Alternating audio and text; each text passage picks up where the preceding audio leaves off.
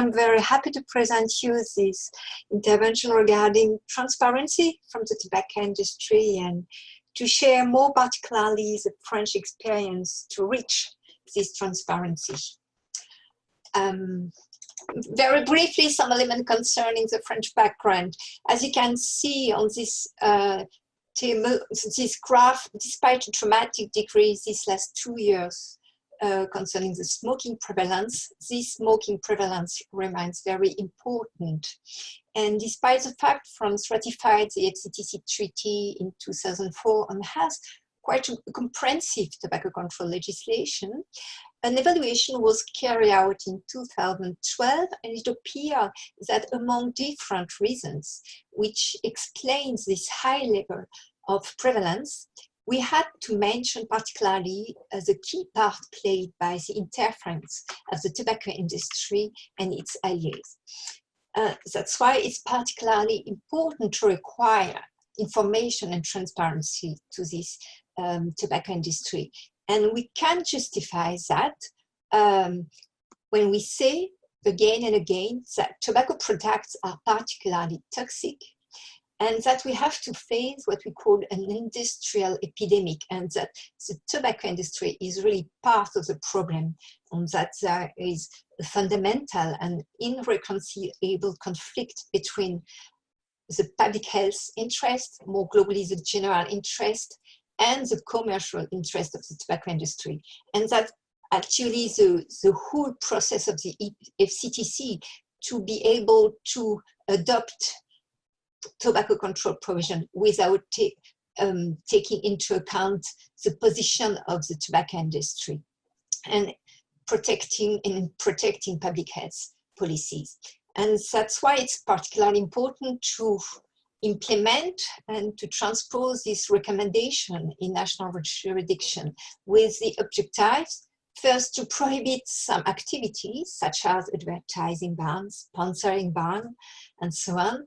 And if it's not possible, to regulate this activity, and of course to control and to ask for transparency. In this respect, in our process to get this transparency, we first decided to document the magnitude of the problem, because we realized that there were some people who was convinced about the importance of this interference of the tobacco industry in the political decision.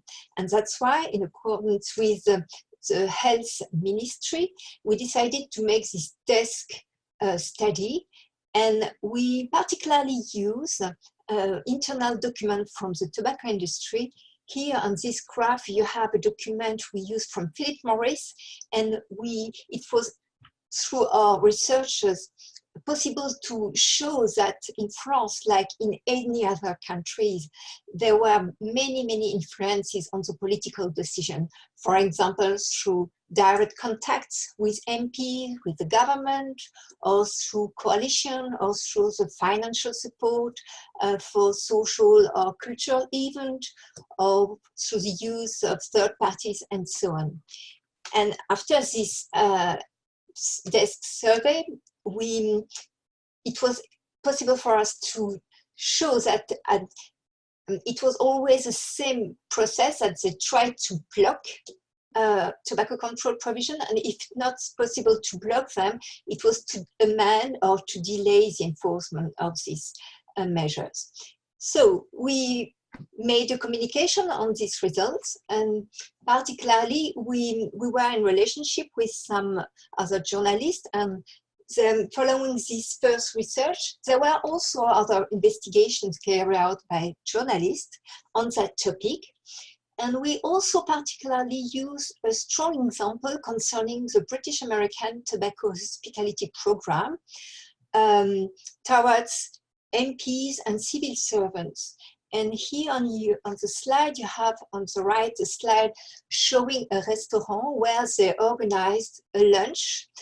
It was in 2013, and we were informed just before this lunch took place, and we alerted different journalists from media, TV, radio, newspaper. They were present at this event.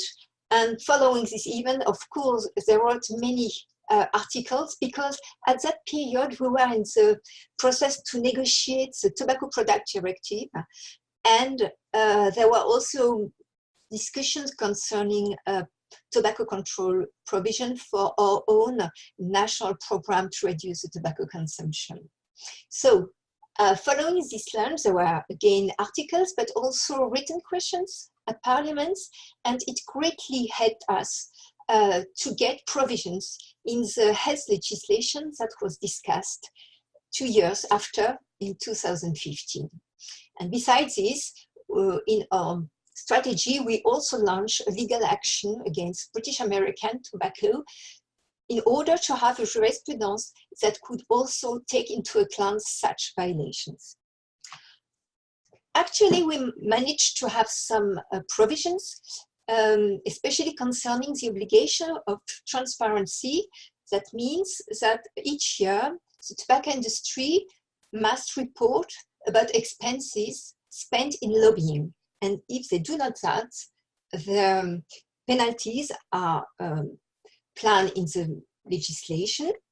And that means that we have here a large definition of the tobacco industry. That's not only manufacturers, importers, and distributors, but also other organizations working for them. And that means that they have to disclose elements concerning remuneration of personnel employed for lobbying, how much they spend for lobbying agencies, if they give benefits in kind or in cash worth more than 10 euros, if it's provided to people coming from executive or legislative, or to people entrusted with a public service mission regarding tobacco product, or to some experts as well. So they have again to report each year, and their reports are public, and there are the website of the health ministries. And here you can see the link where you can visit the website and find these reports. Here on this table, you have a sum up of the different disclosures. Probably we can imagine that what they mention is much under this reality. But however, journalists are very interested in such elements, in such information. And for example, you have here on this slide articles written following this disclosure concerning MPs who received gifts from German tobacco. And besides these articles, there were also questions asked directly by citizens to their own MPs. And you have again on this slide an MP who tried to explain what happened and who mentions that in the future she will be more careful about such initiative. There are also other general provisions which do not only concern the tobacco industry, but which are also very useful concerning transparency. And it is related to the adoption of a high authority for transparency in public life, which is in charge of controlling rules to public authorities and private stakeholders. They particularly collect information on the relationship between representatives of interest and the public authorities. They also check disclosure of assets and interests. They can also check if you have someone coming from a public function or mandate who goes to the private sector. And for the MPs, parliamentary, they analyze if there is no incompatibility for their mandate, especially if they work for a lobbying agency. There are also other provision concerning here the tobacco industry. They do not concern the public life, but their activities. And for example, they have to, before selling a product on the market, they have to send first a list with all their brands and products with a price, and it must be authorized both by budget and health ministries. The purpose is to have a similar price in the whole country, but it is also a possibility to control before a product be sold on the market. And the tobacco industry also has to provide with monthly data on sales, again by brand and products. And following the transposition of the European Directive on Tobacco Products, they have to publish information on ingredient to a public agency. And this public agency works with an independent laboratory.